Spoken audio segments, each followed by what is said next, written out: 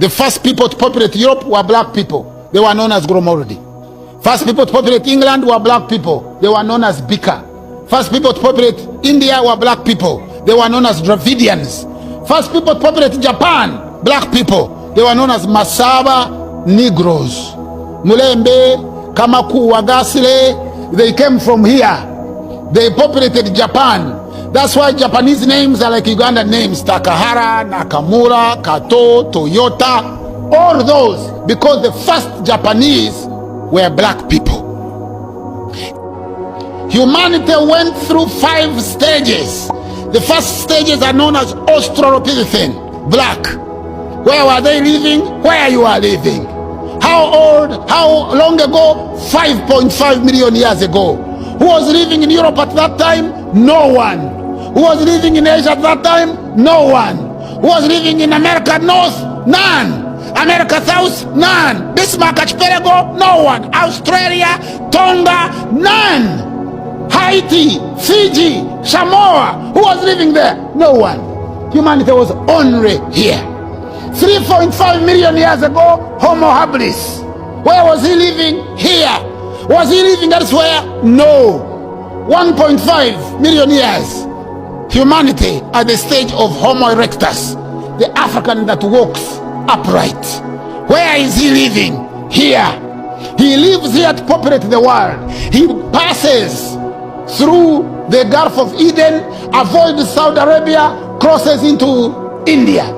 And then he goes through Kenya, Mijikenda, Tayar in Australia, and populates all the islands in between.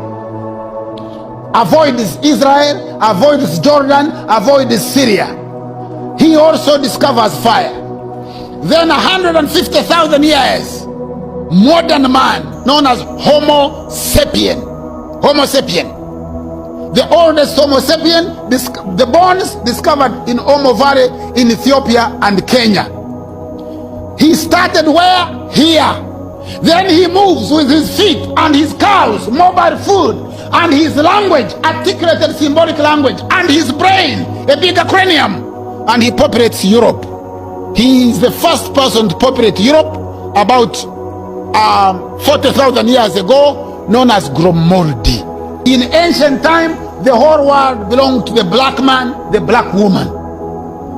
You are the people that populated the world. You are the people that gave birth to everybody else, and quite significantly. And I am telling you this as a scholar.